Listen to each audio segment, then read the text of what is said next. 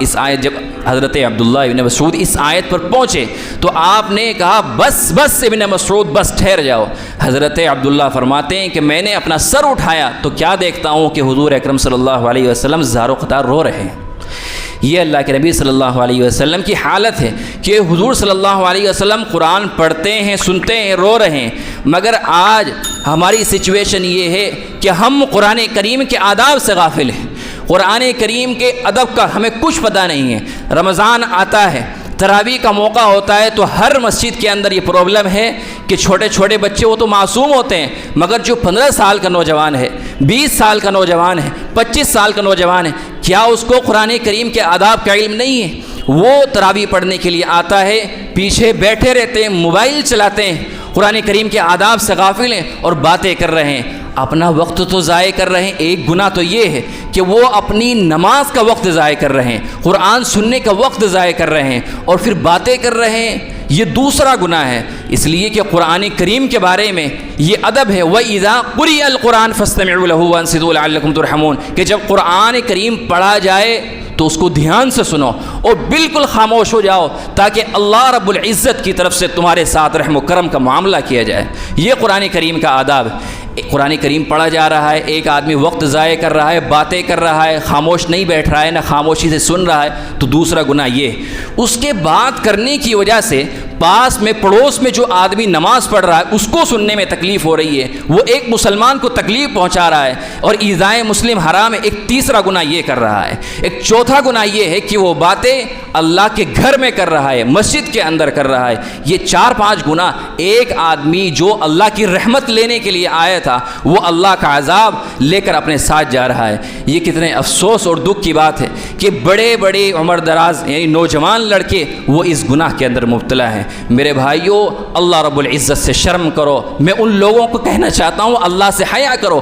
اللہ رب العزت کا کلام ہے قرآن کریم، قرآن کریم کی توہین کرنا، قرآن کریم کی بے ادبی کرنا، یہ اللہ رب العزت کی توہین کرنا ہے، اس کی بے ادبی کرنا ہے۔ اور جو قرآن کریم کی توہین کرتا ہے، قرآن کریم کی بے ادبی کرتا ہے، آپ ذرا سوچیں اس کے بارے میں۔ قرآن کریم نے یہ کہا اس آیت کے اندر کہ اگر قرآن کریم پڑھا جا رہا ہے تو دھیان سے سنو، خاموش ہو جاؤ، لعلکم ترحمون، تاکہ تمہارے ساتھ رحم و کرم کا معاملہ کیا جائے۔ لیکن اس کی اپوزٹ، اس کے نگیٹو سائڈ پر آپ غور کریں گے، اگر قرآن کریم پڑھا جا رہا ہے، دھیان سے نہیں سنا جا رہا ہے، خاموشی سے نہیں سنا جا رہا ہے، تو ترحمون کی بجائے تعذبون بھی تو ہو سکتا ہے کہ تم پر اللہ کا قہر نازل ہو جائے، اللہ کا عذاب تم پر نازل ہو جائے۔ اس لیے میرے بھائیوں، جو بڑے عمر دراز لوگ ہیں وہ اپنے بچوں کو سمجھائیں، یہ آپ کی رسپانسبلٹی ہے، آپ اپنے بچوں کو سمجھائیں کہ قرآن کریم کا ادب و احترام کرنا یہ نہایت ضروری ہے، مسجد کا ادب و احترام کرنا یہ نہایت ضروری ہے۔ اور میں نے کل بھی ایک مسئلہ بتایا تھا، آج بھی میں ایک مسئلہ بتا رہا ہوں۔ بعض لوگ یہ سمجھتے ہیں کہ چھوٹے بچوں کو بڑی صف میں یعنی صف میں آگے صف میں کھڑے کرنے سے دوسرے لوگوں کی نماز نہیں ہوتی، یہ مس انڈرسٹینڈنگ ہے، غلطی ہے، غلط فہمی ہے، ایسا نہیں ہے۔ آج بچے بڑی تعداد میں مسجدوں کے اندر آتے ہیں۔ اصل تو طریقہ یہ تھا کہ پہلے مردوں کی صف لگتی تھی، پھر بچوں کی صف لگتی تھی، پھر عورتوں کی صف لگا کرتی تھی، مگر آج کا عام فتویٰ یہ ہے کہ بچوں کو اپنے برابر میں کھڑا کیا جائے۔ جو چھوٹے بچے ہیں مثلا 4-5 سال کے، اس کو تو مسجد میں نہیں لایا جائے، اس لیے کہ اللہ کے نبی نے منع کیا ہے کہ ایسے بچوں کو مسجد میں نہ لاؤ کہ جن کو شعور نہیں ہے، ابھی جن کو صحیح اور غلط کی تمیز نہیں، ان کو مسجد میں نہ لاؤ۔ مگر جو بچہ 6, 7, 8, 9 سال کا ہو چکا ہے تو آپ اس کو مسجد میں لے آئیں، مگر اس کو اپنے برابر میں کھڑا کریں۔ آپ کا اپنا بچہ ہے، بھتیجا ہے، بھانجا ہے، پوتا ہے، نواسا ہے، کچھ بھی ہے، آپ اس کو اپنے برابر میں کھڑا کریں۔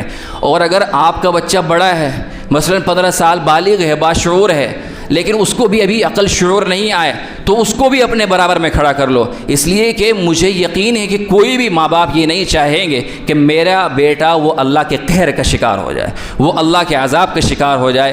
تو اس لیے اپنے چھوٹے بچوں کو بھی سمجھاؤ، ان کو برابر میں کھڑا کرو، اور جو بڑے بچے ہیں ان کو بھی برابر میں کھڑا کرو، اور قرآن کریم پورے دھیان کے ساتھ، پوری توجہ کے ساتھ سنو، تاکہ اللہ رب العزت کا جو وعدہ ہے لعلکم ترحمون،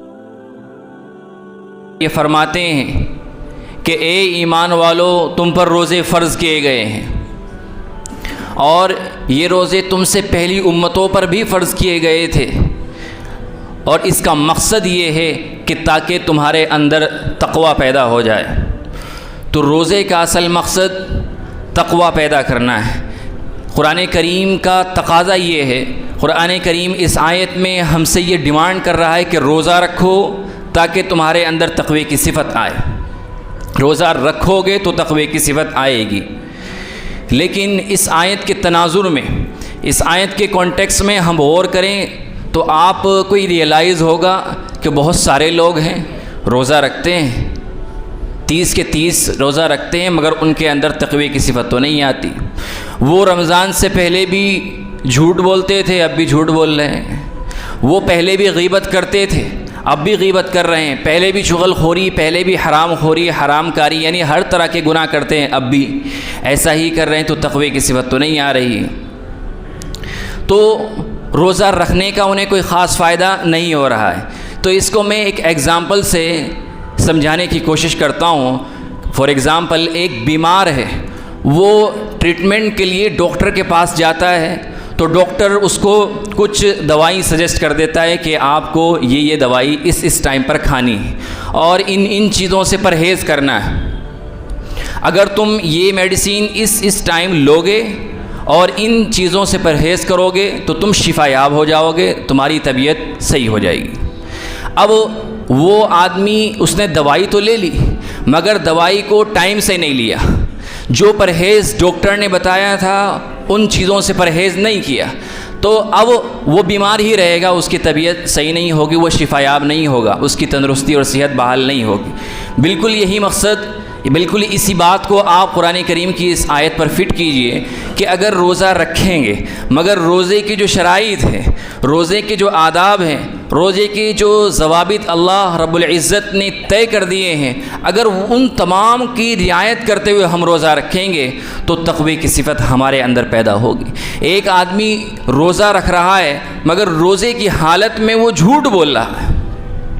ہم یہ سمجھتے ہیں کہ روزہ صرف بھوک اور پیاس کا نام ہے۔ حدیث شریف میں پیارے آقا صلی اللہ علیہ وسلم فرماتے ہیں کہ بہت سارے روزے دار ایسے ہوتے ہیں کہ جنہیں صرف روزے سے بھوک اور پیاس ہی حاصل ہوتی ہے، باقی روزے کا کچھ اجر و ثواب فضیلت ان کو حاصل نہیں ہوتی ہے۔ ایک آدمی نے روزہ رکھا یہ سمجھ کر کہ میں روزہ رکھ رہا ہوں اور بھوکا پیاسا رہوں گا، صبح سے شام تک کچھ نہیں کھاؤں گا، تو یہ روزہ نہیں ہے۔ روزہ یہ ہے کہ جب آدمی روزہ رکھے تو پوری باڈی پورا بدن روزہ رکھے، اس کی آنکھ بھی روزے دار رہے، آنکھ سے وہ کوئی غلط چیز نہ دیکھے، بد نظری نہ کرے، زبان کا اور منہ کا بھی روزہ رکھے۔ زبان کا روزہ یہ ہے کہ اپنی زبان سے کسی کو کوئی ناگوار بات نہ کہے، اپنی زبان سے کسی کی غیبت نہ کرے، اپنی زبان سے کسی کی چغل خوری نہ کرے، کسی کو گالی نہ دے، یہ زبان کا روزہ ہوتا ہے۔ ہاتھ کا روزہ یہ ہے کہ کسی کو تکلیف نہ دے، پیر کا روزہ یہ ہے کہ وہ کہیں غلط جگہ پر نہ جائے۔ تو آپ غور کریں گے تو پوری باڈی کا روزہ ہے۔ ہم یہ سمجھتے ہیں کہ روزہ صرف بھوک پیاس کا نام ہے۔ اللہ کے نبی صلی اللہ علیہ وسلم فرماتے ہیں کہ بعض روزے دار ایسے ہوتے ہیں کہ انہیں روزے سے صرف بھوک اور پیاس ہی ملتی ہے، بھوک اور پیاس کے علاوہ انہیں کچھ حاصل نہیں ہوتا۔ ایسے لوگ وہ ہوتے ہیں۔ اللہ کے نبی صلی اللہ علیہ وسلم کے زمانے میں ایک واقعہ پیش آیا کہ دو عورتوں نے روزہ رکھا اور روزہ رکھ کر وہ اتنی نڈھال ہو گئی کہ بس مرنے کے قریب ہو گئی۔ اللہ کے نبی صلی اللہ علیہ وسلم کو اس بات کی اطلاع دی گئی تو آپ نے ان کو بلایا، آپ ان کے پاس گئے تو آپ نے غور کیا کہ یہ سب ایسا کیوں ہوا، روزے کی وجہ سے ایسا کیوں ہوا۔ تو آپ نے ان سے فرمایا کہ شاید آپ نے ان کو کلی کرانے کا حکم دیا کہ کلی کراؤ۔ جب ان عورتوں نے کلی کی تو ان کے منہ سے گوشت کے ذرا سے ٹکڑے ہی نکلے۔ تو وہ عورتیں دیکھ کر حیران ہو گئی کہ ہم نے تو کچھ نہیں کھایا، بھیا یہ گوشت کے ٹکڑے کہاں سے آئے؟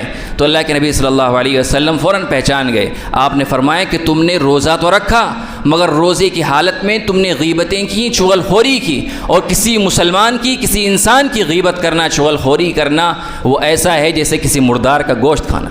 قرآن کریم میں سورہ حجرات میں اللہ رب العزت نے اس مضمون کو بیان کیا ہے کہ جو آدمی دوسرے مسلمان کی غیبت کرتا ہے، چغل خوری کرتا ہے، وہ ایسا ہے کہ جیسے کسی مردار انسان کا گوشت کھا رہا ہے۔ تو یہ ان گوشت کے اثرات ہیں۔ بہرحال روزہ رکھیں تو اپنی نظروں کی حفاظت کریں۔ آج روزے کی حالت میں سب سے بڑی آزمائش وہ موبائل کی آزمائش ہے۔ جو آدمی روزے کی حالت میں موبائل سے دور رہتا ہے تو اس کا روزہ کافی حد تک سلامت رہتا ہے، اور جو موبائل میں بزی رہتا ہے، سوشل میڈیا کا یوز کرتا رہتا ہے، تو کہیں نہ کہیں اس کا روزہ ضائع ہو جاتا ہے، اس لیے کہ سوشل میڈیا آپ کے کنٹرول میں نہیں ہے، آپ کے ہاتھ میں نہیں ہے۔ آپ کوئی بھی سوشل میڈیا کی سائٹ کھولیں گے تو وہ آپ کو وہاں ہر طریقے کا کنٹینٹ نظر آئے گا، ہر طرح کی موڈسٹی، دینداری، غیر دیندار، ہر چیز آپ کو وہاں پر نظر آئے گی۔ آپ چاہیں نہ چاہیں پھر بھی ان کو دیکھیں گے تو روزہ آپ کا مکروہ ہو جائے گا۔ روزے کی حالت میں ہماری ذمہ داری یہ ہے کہ ہم اللہ کا ذکر کریں، تسبیح پڑھیں، قرآن کریم کی تلاوت کریں، جتنی قرآن کریم کی تلاوت ہم کر سکتے ہیں اتنی زیادہ کریں۔ بعض لوگ روزہ رکھ کر پورے دن سوتے رہتے ہیں۔ یاد رکھو کہ روزہ اور رمضان سونے کے لیے نہیں ہے، روزہ رمضان یہ نیکیوں کا سیزن ہے، یہ نیکیوں کا کمانے کا موسم ہے، اس میں نیکیاں کمائی جاتی ہے۔ ایک آدمی، حدیث شریف میں آتا ہے کہ اگر کوئی آدمی قرآن کریم کی تلاوت کرتا ہے، ایک حرف پر اللہ رب العزت اس کو 10 نیکیاں دیتے ہیں، مگر جب رمضان المبارک آتا ہے تو نیکیوں کا ثواب بڑھا دیا جاتا ہے، ایک نیکی کا ثواب 700 گنا دیا جاتا ہے۔ آپ 10 کو 700 سے کاؤنٹ کریں گے تو سوچیں کہ کتنا ثواب ایک انسان کو ملے گا۔ تو روزے کی حالت میں قرآن کریم کی تلاوت کیجیے، روزے کی حالت میں قرآن کریم پڑھیے، درود شریف پڑھیے، اور اگر نہیں پڑھ سکتے تو کم از کم سننے کا اہتمام کیجیے۔ آج ہر آدمی کی یہ شکوہ شکایت ہے کہ ہمارے حالات بہت خراب ہیں، گھر کے اندر عافیت نہیں ہے، خیر نہیں ہے، کاروبار نہیں چل رہا ہے، مصیبتوں نے گھیر رکھا ہے۔ یہ سب مسائل، یہ سب شکایتیں ہم ایک دوسرے سے کرتے رہتے ہیں۔ یاد رکھیے قرآن کریم جس گھر میں پڑھا جاتا ہے تو وہاں اللہ کی رحمتیں متوجہ ہو جاتی ہیں۔ حدیث شریف میں آیا ہے، اللہ کے نبی صلی اللہ علیہ وسلم فرماتے ہیں کہ جب کسی جگہ پر قرآن کریم کی تلاوت کی جاتی ہے تو فرشتے وہاں پر اللہ کی اجازت لے کر، یعنی اللہ سے اجازت مانگتے ہیں، یا اللہ ہمیں اجازت دے ہم تیرا قرآن وہاں جا کر سنیں۔ وہاں قرآن کریم کی تلاوت ہو رہی ہے تو رحمت کے فرشتے وہاں آتے ہیں۔ اگر ہم قرآن کریم پڑھیں گے تو ہمارے گھروں پر رحمتیں آئیں گی، اللہ تعالیٰ کے انوارات آئیں گے، برکات برسے گی۔ تو میرے بھائیو، قرآن کریم کی تلاوت کا اہتمام کرو۔ آپ قرآن کریم کی تلاوت جتنا کر سکتے ہیں، 1 پاؤ کر سکتے ہیں 1 پاؤ کیجئے، آدھا پارہ کر سکتے ہیں آدھا پارہ کیجئے، 1 پارہ کر سکتے ہیں 1 پارہ کیجئے۔ اور بہتر یہ ہے کہ جب آپ قرآن کریم کی تلاوت کریں اور آپ پڑھے لکھے ہیں اور اس کا ٹرانسلیشن پڑھ سکتے ہیں، اس کا ترجمہ پڑھ سکتے ہیں، ہندی میں، اردو میں، انگلش میں، بنگالی میں، آسامی میں، دنیا کی ہر زبان کے اندر قرآن کریم کا ٹرانسلیشن آج موجود، تو ٹرانسلیشن پڑھیے تو آپ کو 2 ثواب ملیں گے۔ ایک قرآن کریم کو پڑھنے کا ثواب ملے گا، اور ایک جو آپ اس کا ترجمے کو، یعنی قرآن کریم کو سمجھنے کی جو کوشش کر رہے ہیں اس سمجھنے کا بھی ثواب ملتا ہے۔ حدیث شریف میں اللہ کے نبی فرماتے ہیں جو قرآن کریم کی تلاوت کرتا ہے، صرف تلاوت کرتا ہے تو اس کو 11 ثواب ملتا ہے، اور جو اس کو سمجھ کر پڑھنے کی کوشش کرتا ہے تو اس کو 2 ثواب ملتا ہے۔ اور اگر آپ قرآن کریم پڑھ نہیں سکتے، قرآن کریم پڑھے لکھے نہیں ہیں، تو قرآن کریم سن لیجئے۔ اللہ کے نبی فرماتے ہیں کہ جس طرح قرآن کریم پڑھنے پر 1 حرف پر 10 نیکیاں ملتی ہے، اگر کوئی آدمی قرآن کریم کو دھیان کے ساتھ، توجہ کے ساتھ سنتا ہے تو اس کو سننے پر بھی 1 حرف پر 10 نیکیاں ملتی ہیں۔ اور خود اللہ کے نبی صلی اللہ علیہ وسلم کو یہ بات پسند تھی کہ کوئی دوسرا قرآن کریم پڑھے اور میں سنوں۔ ایک مرتبہ مسجد نبوی میں حضرت عبداللہ ابن مسعود رضی اللہ تعالیٰ عنہ آئے، آپ نے ان کو بلایا کہ ابن مسعود ادھر آؤ۔ وہ آئے، آ کر عرض کیا جی اللہ کے نبی، تو آپ نے فرمایا کہ ابن مسعود تم مجھے قرآن سناؤ۔ وہ حیران رہ گئے، اللہ کے نبی میں آپ کو قرآن سناؤں؟ قرآن تو آپ پر نازل ہوا ہے۔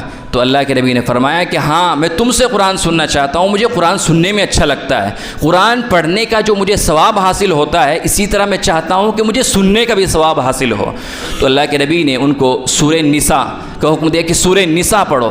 وہ سورہ نساء انہوں نے شروع کی، پڑھتے رہے، وہ نیچے دیکھ کر پڑھتے جا رہے ہیں، اللہ کے نبی سنتے جا رہے ہیں، یہاں تک کہ اس آیت پر پہنچے فَكَيْفَ إِذَا جِئْنَا مِن كُلِّ أُمَّةٍ بِشَهِيدٍ وَجِئْنَا بِكَ عَلَىٰ هَٰؤُلَاءِ شَهِيدًا، کہ اے پیغمبر اس وقت کیا عالم ہوگا قیامت کے دن جب ہم ہر امت سے ایک گواہ نکالیں گے، ہر امت تمہاری امت سے گواہ نکالیں گے اور تمہاری امتوں کے لوگوں کو دوسری امتوں پر گواہ بنائیں گے۔ تو جب آپ اس آیت، جب حضرت عبداللہ ابن مسعود اس آیت پر پہنچے تو آپ نے کہا بس ابن مسعود بس ٹھہر جاؤ۔ حضرت عبداللہ فرماتے ہیں کہ میں نے اپنا سر اٹھایا تو کیا دیکھتا ہوں کہ حضور اکرم صلی اللہ علیہ وسلم زار و قطار رو رہے ہیں۔ یہ اللہ کے نبی صلی اللہ علیہ وسلم کی حالت ہے کہ حضور صلی اللہ علیہ وسلم قرآن پڑھتے ہیں، سنتے ہیں، رو رہے ہیں، مگر آج ہماری سچویشن یہ ہے کہ ہم قرآن کریم کے آداب سے غافل ہیں، قرآن کریم کے ادب کا ہمیں کچھ پتہ نہیں ہے۔ رمضان آتا ہے، تراویح کا موقع ہوتا ہے تو ہر مسجد کے اندر یہ پرابلم ہے کہ چھوٹے چھوٹے بچے وہ تو معصوم ہوتے ہیں، مگر جو 15 سال کا نوجوان ہے، 20 سال کا نوجوان ہے، 25 سال کا نوجوان ہے، کیا اس کو قرآن کریم کے آداب کا علم نہیں ہے؟ وہ تراویح پڑھنے کے لیے آتا ہے، پیچھے بیٹھے رہتے ہیں، موبائل چلاتے ہیں، قرآن کریم کے آداب سے غافل ہیں اور باتیں کر رہے ہیں، اپنا وقت تو ضائع کر رہے ہیں۔ ایک گناہ تو یہ ہے کہ وہ اپنی نماز کا وقت ضائع کر رہے ہیں، قرآن سننے کا وقت ضائع کر رہے ہیں اور پھر باتیں کر رہے ہیں، یہ دوسرا گناہ ہے۔ اس لیے کہ قرآن کریم کے بارے میں یہ ادب ہے، وَإِذَا قُرِئَ الْقُرْآنُ فَاسْتَمِعُوا لَهُ وَأَنصِتُوا لَعَلَّكُمْ تُرْحَمُونَ، کہ جب قرآن کریم پڑھا جائے تو اس کو دھیان سے سنو اور بالکل خاموش ہو جاؤ تاکہ اللہ رب العزت کی طرف سے تمہارے ساتھ رحم و کرم کا معاملہ کیا جائے۔ یہ قرآن کریم کا آداب ہے۔ قرآن کریم پڑھا جا رہا ہے، ایک آدمی وقت ضائع کر رہا ہے، باتیں کر رہا ہے، خاموش نہیں بیٹھ رہا ہے، نہ خاموشی سے سن رہا ہے، تو دوسرا گناہ یہ۔ اس کے بات کرنے کی وجہ سے پاس میں پڑوس میں جو آدمی نماز پڑھ رہا ہے اس کو سننے میں تکلیف ہو رہی ہے، وہ ایک مسلمان کو تکلیف پہنچا رہا ہے اور ایذائے مسلم حرام ہے۔ ایک تیسرا گناہ یہ کر رہا ہے۔ ایک چوتھا گناہ یہ ہے کہ وہ باتیں اللہ کے گھر میں کر رہا ہے، مسجد کے اندر کر رہا ہے۔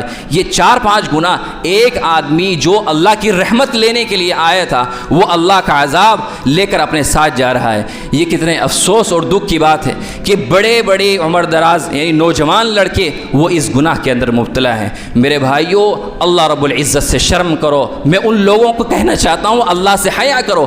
اللہ رب العزت کا کلام ہے قرآن کریم، قرآن کریم کی توہین کرنا، قرآن کریم کی بے ادبی کرنا، یہ اللہ رب العزت کی توہین کرنا ہے، اس کی بے ادبی کرنا ہے۔ اور جو قرآن کریم کی توہین کرتا ہے، قرآن کریم کی بے ادبی کرتا ہے، آپ ذرا سوچیں اس کے بارے میں۔ قرآن کریم نے یہ کہا ہے اس آیت کے اندر کہ اگر قرآن کریم پڑھا جا رہا ہے تو دھیان سے سنو، خاموش ہو جاؤ، لعلکم ترحمون، تاکہ تمہارے ساتھ رحم و کرم کا معاملہ کیا جائے۔ لیکن اس کی اپوزٹ، اس کے نگیٹو سائڈ پر آپ غور کریں گے، اگر قرآن کریم پڑھا جا رہا ہے، دھیان سے نہیں سنا جا رہا ہے، خاموشی سے نہیں سنا جا رہا ہے، تو ترحمون کی بجائے تعذبون بھی تو ہو سکتا ہے کہ تم پر اللہ کا قہر نازل ہو جائے، اللہ کا عذاب تم پر نازل ہو جائے۔ اس لیے میرے بھائیوں، جو بڑے عمر دراز لوگ ہیں وہ اپنے بچوں کو سمجھائیں، یہ آپ کی رسپانسبلٹی ہے، آپ اپنے بچوں کو سمجھائیں کہ قرآن کریم کا ادب و احترام کرنا یہ نہایت ضروری ہے، مسجد کا ادب و احترام کرنا یہ نہایت ضروری ہے۔ اور میں نے کل بھی ایک مسئلہ بتایا تھا، آج بھی میں ایک مسئلہ بتا رہا ہوں۔ بعض لوگ یہ سمجھتے ہیں کہ چھوٹے بچوں کو بڑی صف میں یعنی صف میں آگے صف میں کھڑے کرنے سے دوسرے لوگوں کی نماز نہیں ہوتی، یہ مس انڈرسٹینڈنگ ہے، غلط فہمی ہے، ایسا نہیں ہے۔ آج بچے بڑی تعداد میں مسجدوں کے اندر آتے ہیں۔ اصل تو طریقہ یہ تھا کہ پہلے مردوں کی صف لگتی تھی، پھر بچوں کی صف لگتی تھی، پھر عورتوں کی صف لگا کرتی تھی، مگر آج کا عام فتویٰ یہ ہے کہ بچوں کو اپنے برابر میں کھڑا کیا جائے۔ جو چھوٹے بچے ہیں مثلا 4-5 سال کے، اس کو تو مسجد میں نہیں لایا جائے، اس لیے کہ اللہ کے نبی نے منع کیا ہے کہ ایسے بچوں کو مسجد میں نہ لاؤ کہ جن کو شعور نہیں ہے، ابھی جن کو صحیح اور غلط کی تمیز نہیں، ان کو مسجد میں نہ لاؤ۔ مگر جو بچہ 6, 7, 8, 9 سال کا ہو چکا ہے تو آپ اس کو مسجد میں لے آئیں، مگر اس کو اپنے برابر میں کھڑا کریں۔ آپ کا اپنا بچہ ہے، بھتیجا ہے، بھانجا ہے، پوتا ہے، نواسا ہے، کچھ بھی ہے، آپ اس کو اپنے برابر میں کھڑا کریں۔ اور اگر آپ کا بچہ بڑا ہے، مثلا 15 سال، بالغ ہے، باشعور ہے، لیکن اس کو بھی ابھی عقل شعور نہیں آئے، تو اس کو بھی اپنے برابر میں کھڑا کر لو، اس لیے کہ مجھے یقین ہے کہ کوئی بھی ماں باپ یہ نہیں چاہیں گے کہ میرا بیٹا وہ اللہ کے قہر کا شکار ہو جائے، وہ اللہ کے عذاب کا شکار ہو جائے۔ تو اس لیے اپنے چھوٹے بچوں کو بھی سمجھاؤ، ان کو برابر میں کھڑا کرو، اور جو بڑے بچے ہیں ان کو بھی برابر میں کھڑا کرو، اور قرآن کریم پورے دھیان کے ساتھ، پوری توجہ کے ساتھ سنو، تاکہ اللہ رب العزت کا جو وعدہ ہے لعلکم ترحمون، کہ تمہارے ساتھ رحم و کرم کا، عافیت کا معاملہ کیا جائے، وہ وعدہ ہمیں حاصل ہو۔ اللہ رب العزت ہم سب کو